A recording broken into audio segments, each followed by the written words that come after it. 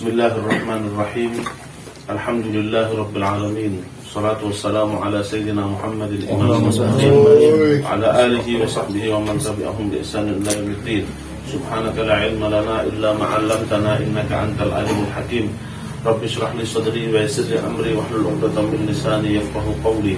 Amin amin ya rabbal alamin. Amma ba'd. Qala Syekhul Mu'allif rahimahullah al-Habib Alawi bin Ahmad bin Hasan Abdullah bin Al-Haddad Ba'alawi nafa'ana Allah bihi wa bi ulumihi fi ad-darin amin ila an qala wa minha an yaqula fi nafsihi inna ad-du'a ila Allah wal irshad li ibadillahi martabatun rafi'ah wa manzilatun sharifah hiya min sya'ni a'immatil huda wad-din wa wasfihim wa ana lastu kadhalik wa la ahlah fayahmiluhu istisgharuhu li nafsihi واحتقاره لها وتواضعه وانخفاضه على السكوت عن الدعاء إلى الله تعالى والقيام بوظيفة الإرشاد ويتوهم أن ذلك من التواضع المحمود ومعرفة الإنسان بقدر نفسه ووقوفه عند حده وهذا من التوهمات الفاسدة لأن الحق لا يمنع عن الحق والخير لا يصرف عن الخير فعليه أن يجتهد ويشبر في الدعاء إلى الهدى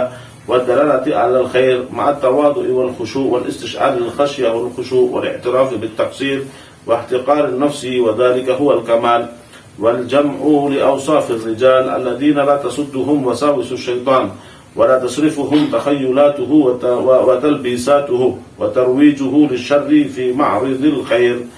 ومنها عن تلك الأوهام أن يشغل العالم نفسه وأوقاته بمواصلة الأوراد وتتابع الوظائف من العبادات وتلاوة وذكرى ونحو ذلك ويرى أن ذلك أفضل له وأولى به من الدعاء إلى الله وإلى سبيله ونشر العلم النافع في الدين والحق أن الدعوة إلى الله والنشر للعلم النافع مع الإخلاص لله فيه أفضل من العبادات اللازمة من نوافل الصلاة والأذكار لما في العلم من تعدي العلم واحتياج الخاص والعام والصغير والكبير إليه.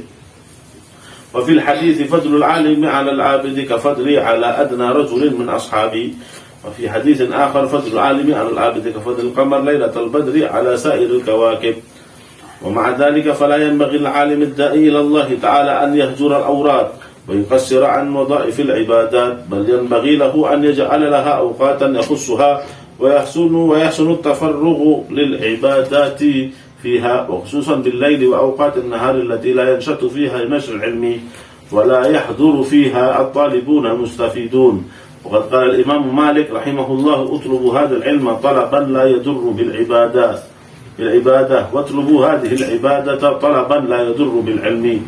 وكان الإمام الشافعي رحمه الله تعالى ويقول تعالى رحمه الله تعالى يقسم الليل ثلاثة ثلثا للصلاة وثلثا لدراسة العلم وثلثا للنوم.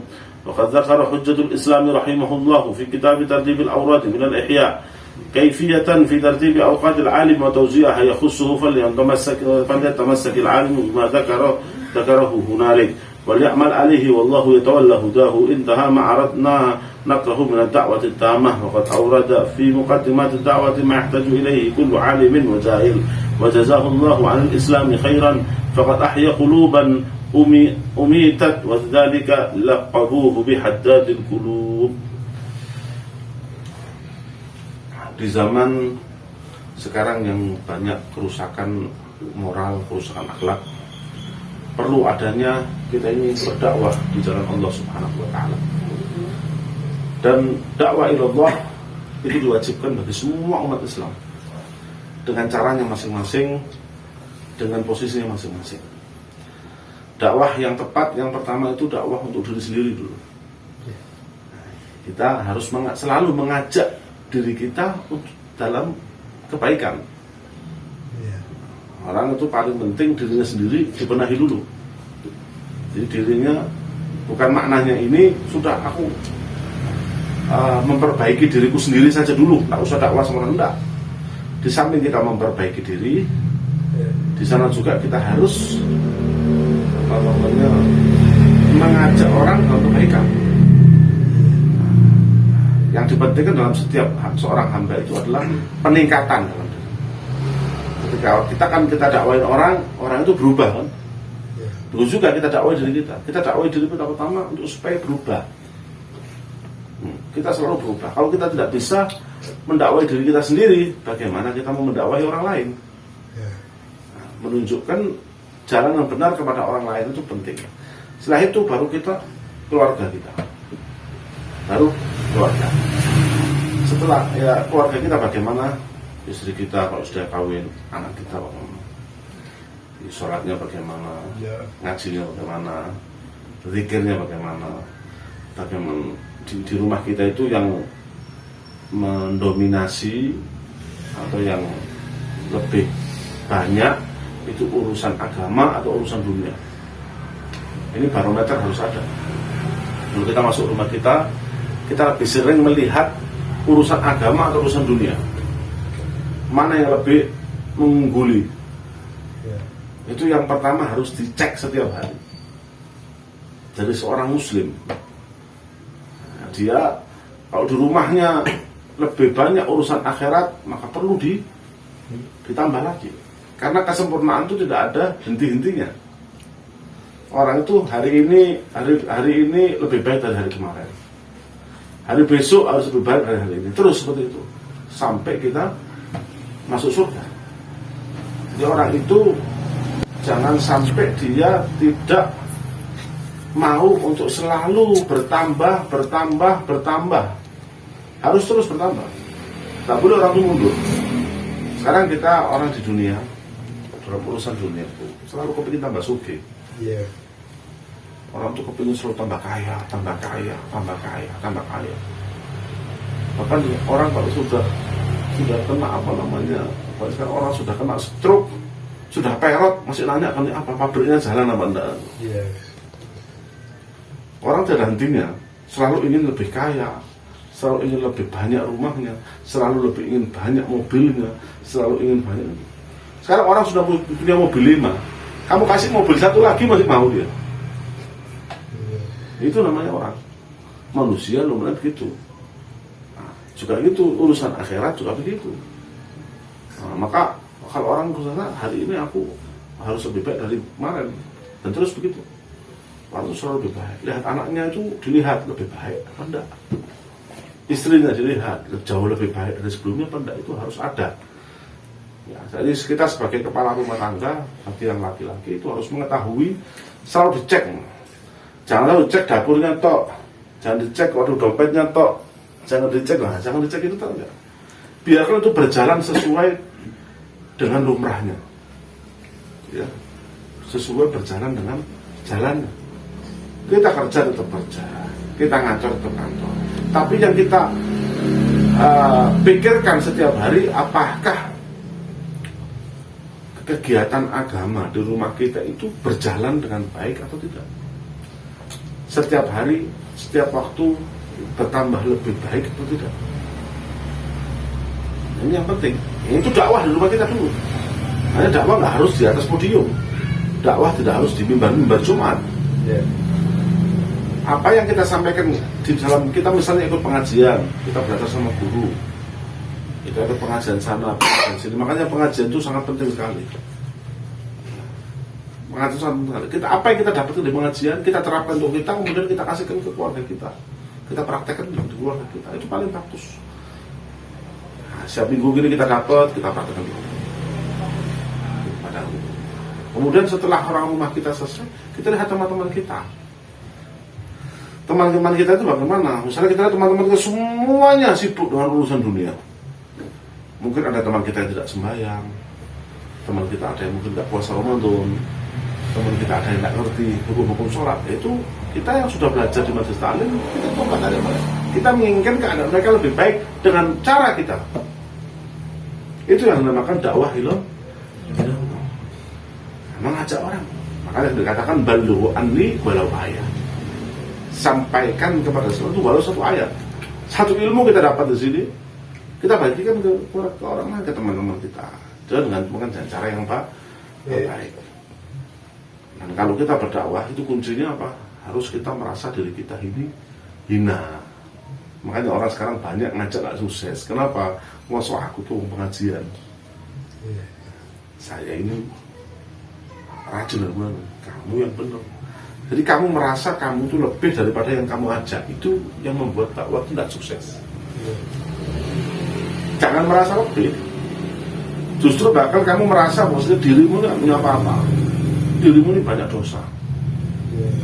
Tapi menginginkan saudaramu itu menjadi baik, itu paling enak. Nggak harus selalu merasa merendah diri, rendah hati, merasa nggak punya apa-apa, merasa dirinya itu tidak memiliki keutamaan. Kalau sudah kita merasa, kalau kita mau mendakwai istri kita, Anda merasa lebih soleh daripada istrinya, akan berhasil. Kalau Anda dakwah kepada anak kita, Anda merasa lebih afdal daripada anak-anak kita, tidak berhasil. Kalau kita dakwah sama teman-teman kita merasa kita lebih alim daripada teman-teman kita, ya nggak berhasil.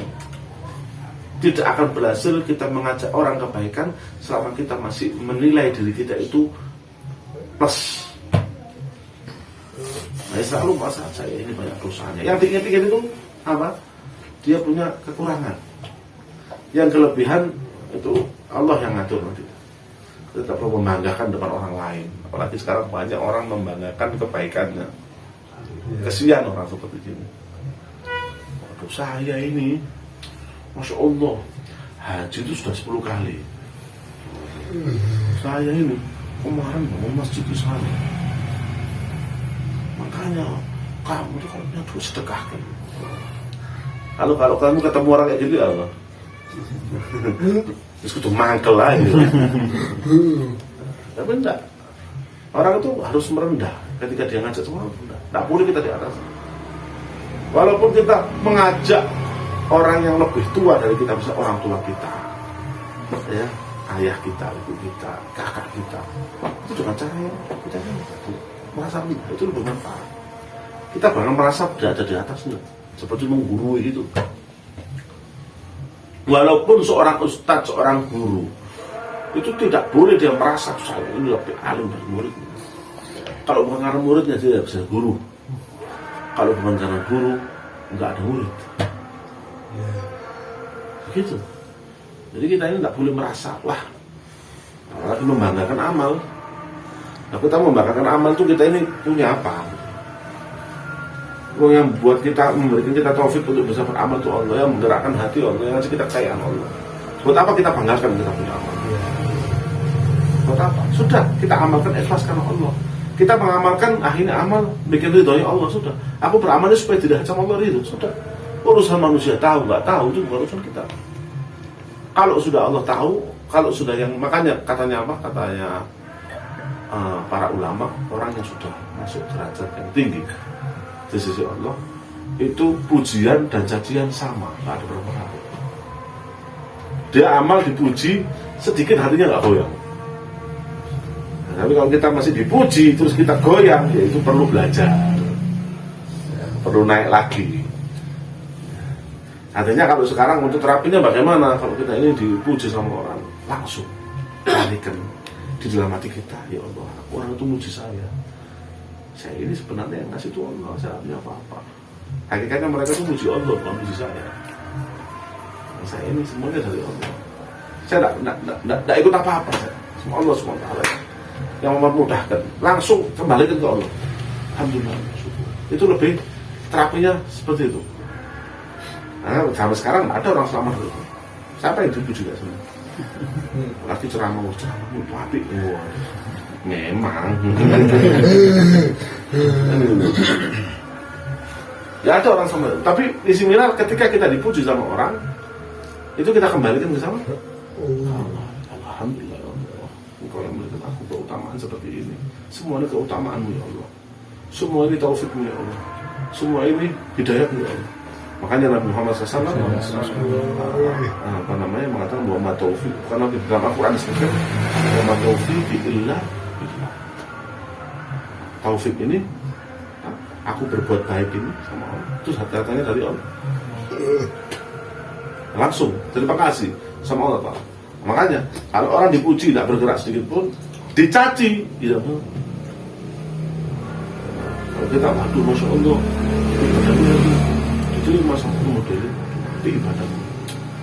Masya Kalau sering nang masjid sering terus taklim. Seneng. Kan apa kon dadi wong nang masjid tok. Anak bojomu mangan apa? Ngamuk.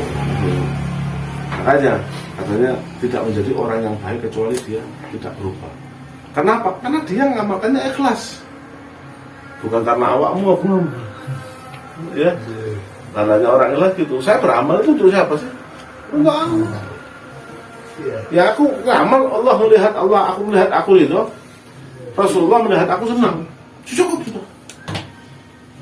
Apa yang mau kita dapat selain kedua gitu? Tidak ada.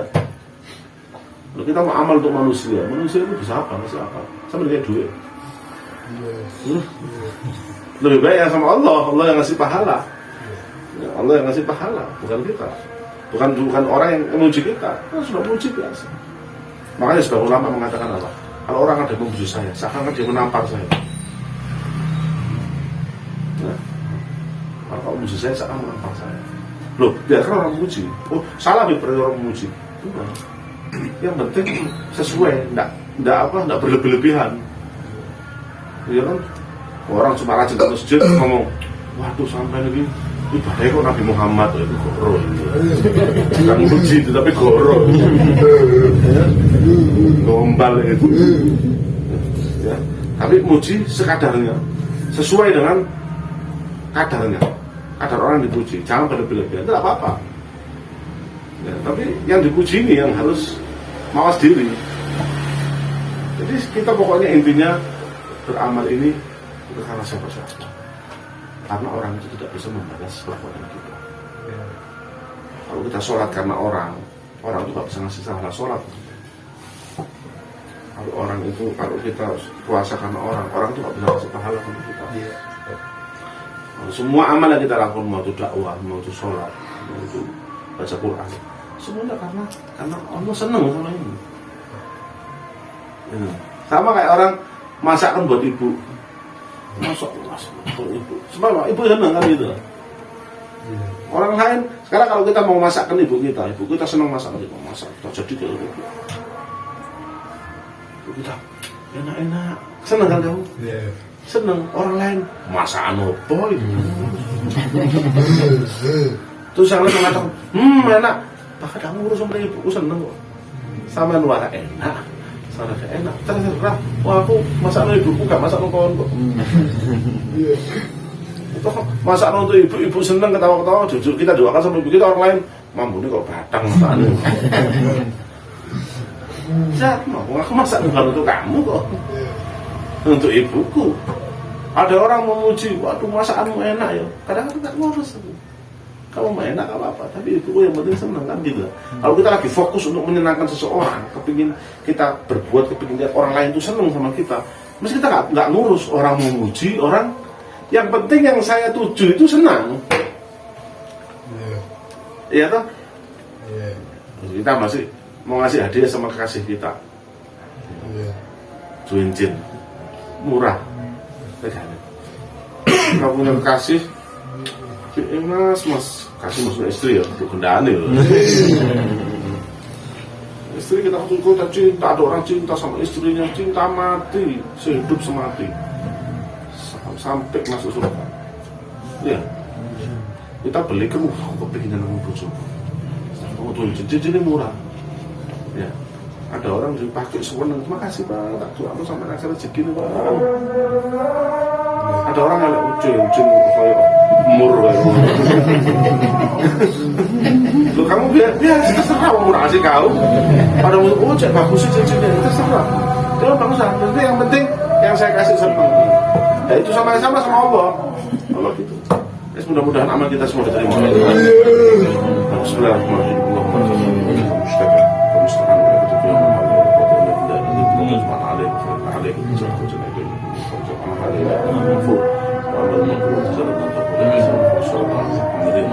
عليك